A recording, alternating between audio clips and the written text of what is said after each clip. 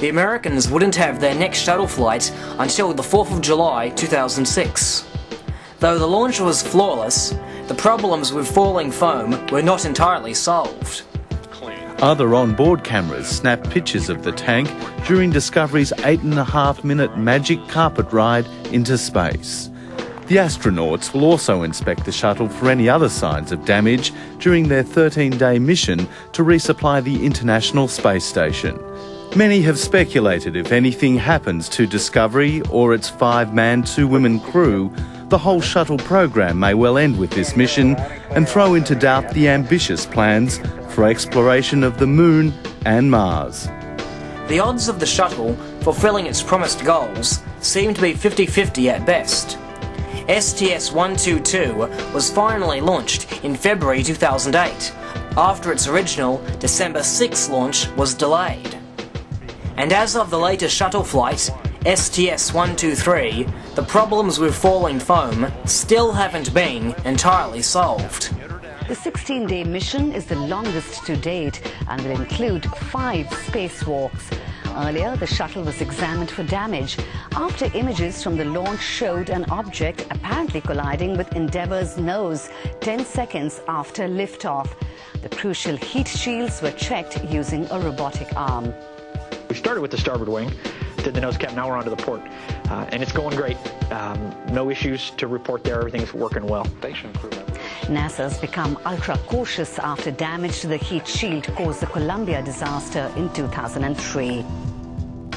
To get an idea of just how far behind the Space Shuttle program really is, in 1983, according to the Journal of Aviation, Space and Environmental Medicine, it was established that by mid-1990, more than 300 individuals will have participated in approximately 200 shuttle orbital flights.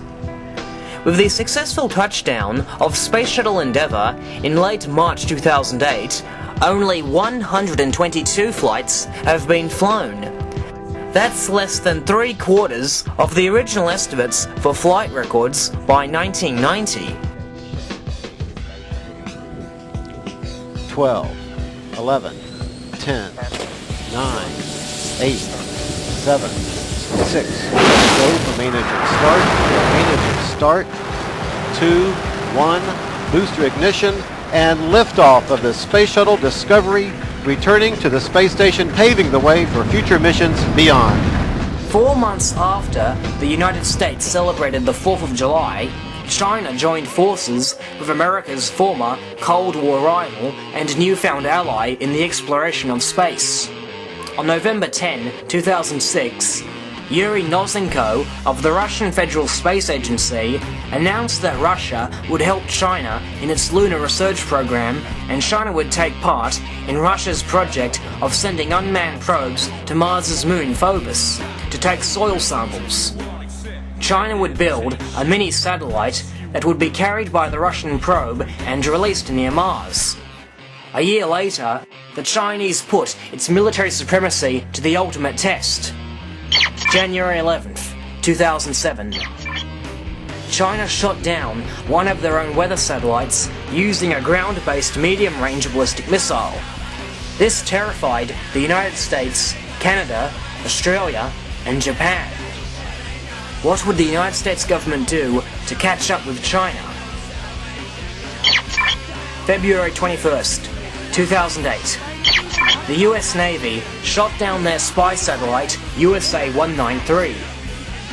The official reason for the shoot-down was because it was carrying a dangerous load of hydrazine fuel, which would scatter over a large area and threaten the lives of people on the ground. The experimental reconnaissance satellite was only launched about a year ago at an estimated cost of $1 billion.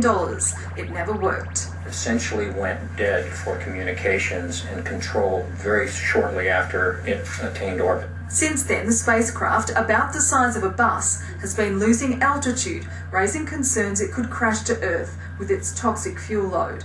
You could, in theory, at least contaminate an area perhaps the size of 2 football fields. The solution, a US Navy cruiser in the Pacific firing a missile into space, a direct hit blowing the satellite into smithereens.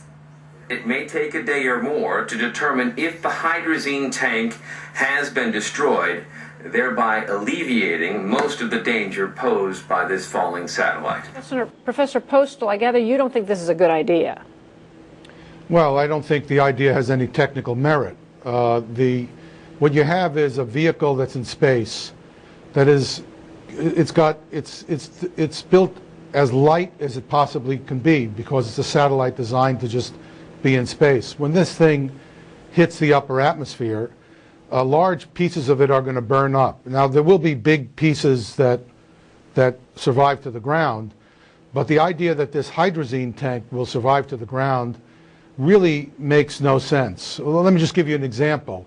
This hydrazine tank is going to decelerate at a rate of, let me just use the numbers, 50 Gs. I just did the calculations before the program. What that means is I take this spherical hydrazine tank and I accelerate it from rest to 1,000 miles per hour in 1 second. Now this gossamer tank, this spherical tank, is going to squash up and break open. And it's going to be, the hydrazine is going to behave like a snowball fired out of a cannon. It's just going to spray all over the place, stop in the upper atmosphere, probably at an altitude of 60 or 70 miles, and it's never going to reach the ground. There'll be pieces of the satellite that reach the ground, but the hydrazine's never going to come close to the ground. First, let's get to know this American satellite. USA 193 was the size of a school bus and weighed 5,000 pounds. That's 2.5 tons. And it carried only 1,000 pounds of hydrazine. To see if the hydrazine of USA 193 really did pose any immediate danger, let's take a brief look back to America's moon program. The Apollo lunar module was composed of two structures: a descent stage for landing on the moon, and an ascent stage which would separate during liftoff, leaving the descent stage on the moon. Unlike its Soviet counterpart, which used the same engine for both lunar landing and lunar ascent, the LEM used one engine per stage. One engine for landing, the other for ascent. And thus, each engine ran on its own fuel supply. The descent engine had a total propellant mass of 9 tons, whereas the ascent structure reserved a total of 2.5 tons. That's 5,000 pounds, the total mass of USA 193. Both engines used a hypergold propellant called Aerozine 50, which is a 50-50 mixture of hydrazine and UDMH. Aerozine 50 was the fuel, whereas nitrogen tetroxide acted as the oxidizer. Like liquid fuels, both were stored in separate tanks. But unlike liquid and also solid fuels, they don't require any ignition source to create combustion. Instead, simply mixing the two together would be all it would take to set them off. Remember, the fuel and the oxidizer were stored in separate tanks, one on either side of the ascent stage. Each tank weighed 2,500 pounds, and the fuel was composed of 50% UDMH and 50% hydrazine. Therefore, the ascent stage of the LEM carried 1,250 pounds of hydrazine, or 25% more than USA 193. Of course, UDMH is also highly toxic in its own right. But for the sake of the argument, we will be focusing only on the hydrazine. As you probably already know, after the alleged explosion on Apollo 13, the surface module's engine was out of action, leaving Lunar Module Aquarius to get its crew home safely. For the remainder of the mission, all burns were fired using either the Lunar Module's descent engine or its RCS thrusters. Afterward, the LEM was jettisoned with the ascent and descent stages still attached. Undeniably, because Aquarius's ascent engine was never fired, that left a total of 1,250 pounds of unburnt hydrazine in the upper stage. So where is this highly dangerous hydrazine now? April 18, 1970. Lunar Module Aquarius and Odyssey's crippled service module were seen by airline passengers re-entering the atmosphere over Fiji. Because they had no heat shields, both vehicles burnt up.